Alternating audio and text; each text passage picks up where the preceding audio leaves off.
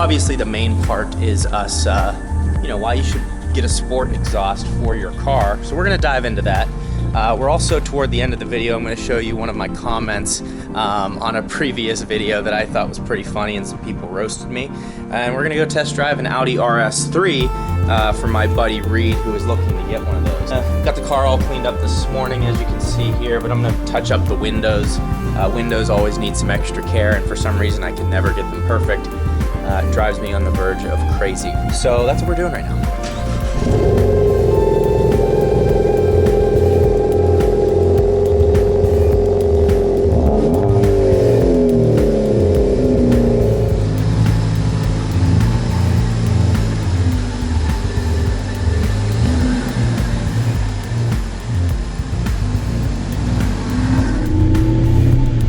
So, if you have a performance-oriented car and you're not satisfied with the exhaust that is on it right now, if it's a stock exhaust, I 100% think you need to buy a sport exhaust or some type of aftermarket exhaust, whatever goes to your taste. I'm not going to tell you you should get a quiet exhaust, a sporty exhaust, or an obnoxious exhaust, because we all have different tastes. Me personally, I like the fact that Ford had a Ford performance exhaust, and I could get that put on. But also, an exhaust is not something you need to worry about voiding your warranty. A lot of people ask that, does the exhaust void your warranty? No, it doesn't. Again, if something happens that's going to be a warranty claim, they have to prove that the part put on your car is what caused the issue to happen to not cover it. So with an exhaust, especially a catback exhaust, you're not going to have, don't even worry about your warranty, just get what you like. Of the companies that are out there that offer an aftermarket exhaust, we're looking at Subaru has a performance exhaust for the STI. I think they have one for the BRZ, I'm not 100% sure. I know Toyota does with the GT86, they have the TRD exhaust. Ford has the Ford performance exhaust. BMW has the M performance exhaust. Mercedes has a performance option. So there's a lot of manufacturers out there where you can check a box and get a sport exhaust. And the reason I think you should get a sport exhaust, if you're not satisfied or you're just looking for something to do on your car, is it gives you it's your best return on happiness. Every time I get in my car, I'm driving up the road, you hear your exhaust. Nice M3 just went by. You hear your exhaust, and it's got the sporty tone to it. It just adds so much to the car. Everything that's going on with the engine, you're getting lots more feedback through sound. I just think it's an upgrade you're never going to regret doing. Unless you get, the wrong exhaust and it's one where it drones a lot, that could be annoying. The Ford Performance Sport exhaust that I have on my car does not drone. When I get on it, it's loud. When I'm going through a parking lot, it has burbles and a sporty sound to it, but it doesn't drone when I'm driving on the highway, and that's why I love it. It also has an OEM fit and finish. The dual tips out the back. It looks really good. But I just think it's something that you're never going to regret getting. It might make your car look a little bit better. It just might enhance the performance feeling of your car. If it's not that fast of a car, the sound that it's going fast is going to be a big feedback to you.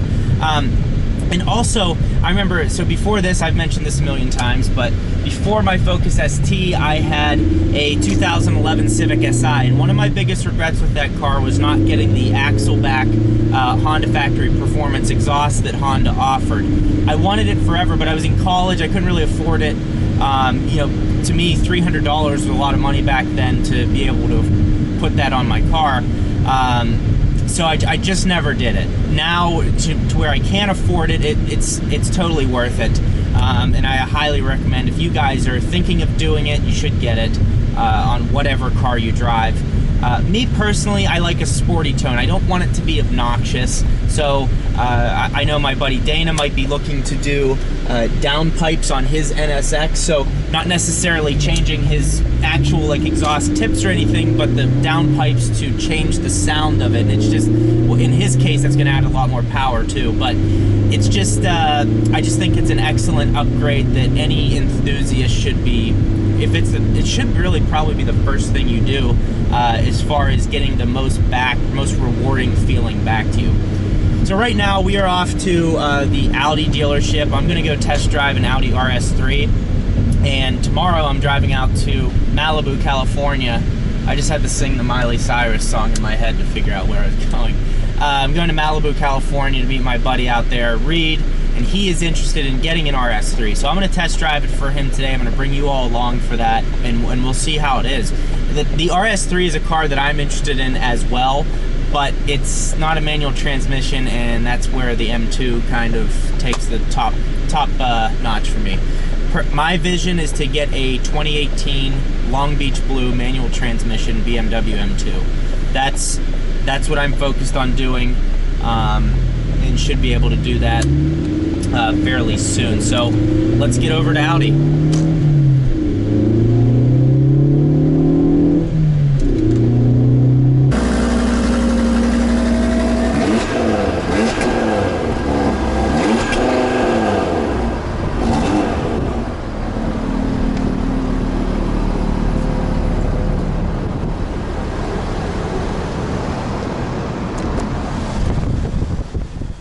So I'm going to do a little bit of a voiceover in this section just because there was crazy wind noise. But the seats in this RS model are absolutely beautiful. As you can see here, they have the quilt stitching, and they just look really good, and they're not over cumbersome. I mean, they're sport seats, but you have enough room to move your legs side to side. It's really nice. This one here has the black optics package, so you can see the black, kind of like a front splitter there just under where it says Quattro, and the Quattro part is black. The mirror caps, the blue one beside it does not have black optics, so there's a lot more silver. There's also another package where it gets these red rings kind of around the vents. Reed didn't really like that, but seeing it in person, it actually looks pretty good. Now, I'm not someone that is real high on having non-analog dials and having a totally digital display, but this is actually pretty cool, and you'll see here in a second when I change it, but I'm just showing the Alcantara trim, which is so soft around the shifter. It's around the side panel. I'm pointing out the carbon fiber there. So overall, the car is obviously luxury. It's very nice. There's me grabbing the shifter again. I must have liked that. But looking at the display here, I'm going to go ahead and change it. It took me a little bit to find the buttons. The buttons have a really nice click to them. There's me switching it out. So that's not really a performance mode. This is more the performance mode. You have the tachometer in front of you with speed and a few other things. So, but yeah, I mean, overall, and really I was so focused on the speedometer area that I was not even looking at the display on the right there. There's a sunroof this one came with. You can actually see there when I just looked up at the top of the car, there's like dual speakers for when you're on speakerphone. It probably sounds really nice. It'd be nice if they have carbon fiber on the center console, but you can't have everything. Just take a quick look at the pedals.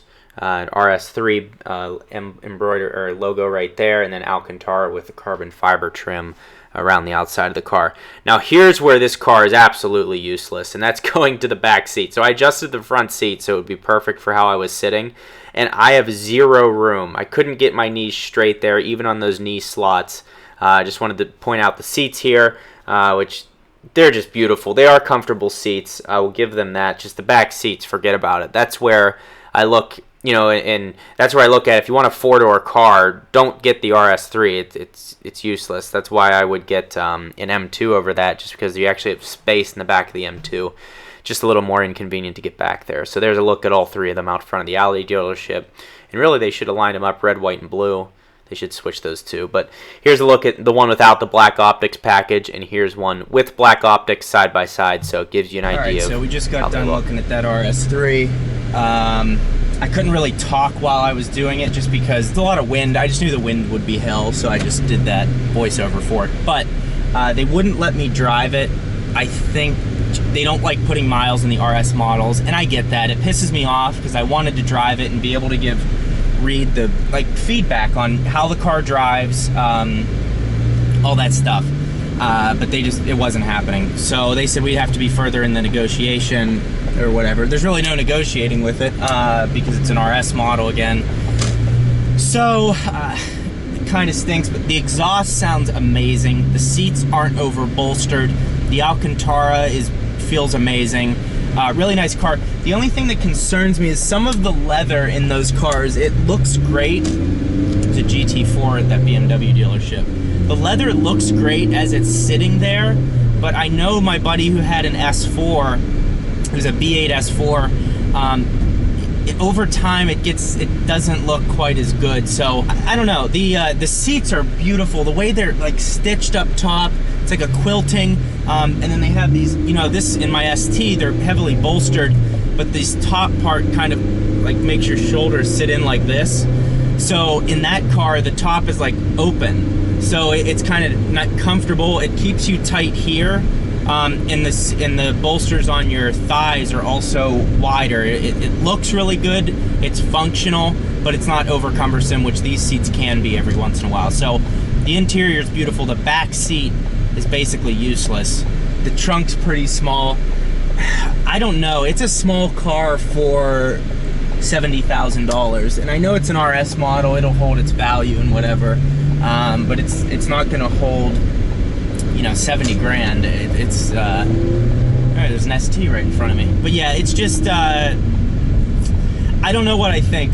I think I need to drive it is basically what I'm saying, because it's absolutely, it's a beautiful car. You know, it performs like crazy. It has a 5-cylinder, which is really unique.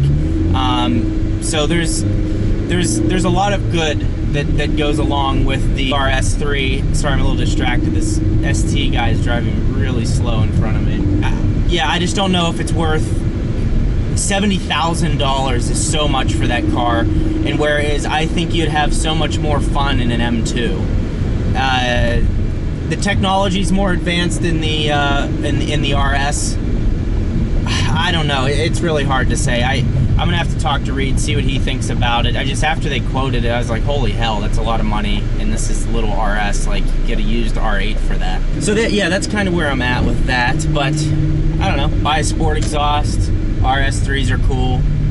People troll me on the internet. You know, you know, my videos, we cover all kinds of stuff here. So I'm on YouTube right now, and I was just looking at some of the replying to comments, doing all that kind of stuff, and I noticed that in my notifications it said someone liked your comment. So I was like, oh, okay, we'll go check out how many likes that comment got. And as you can see here, I wrote, I love how, well, let's hide the replies because that's the funny part. Said, I love how grounded Austin is, answering questions patiently from random people sticking cameras in his face at a restaurant. Very refreshing to see. It's a nice comment. I like Post Malone. I thought it was nice to see how well he was receiving all this media attention. He just seems to consistently be a calm, cool guy. So, 3,953 likes. Top liked comment on this video that has 1.5 million views. And there are 18 replies.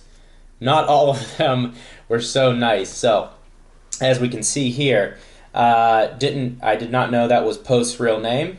Fair. Top comment. He's probably in a good mood. It starts to quickly go downhill. Jeebs, and you kind of make it sound way too worse. Austin Malone, isn't that already someone else? It's not even his name. His name is Austin Post. I guess someone else commented there. Bugs Pudding wasn't having it. Skirt. Yeah, I get it's kind of weird. When you are drunk, you tend to not give a fuck about... Oh, that's how alcohol works. He's not drunk. Jeebs, you're effing retarded if you think making up fake answers to dick with people makes him grounded. Ha ha ha, makes him a liar and insecure. Well, Wendy.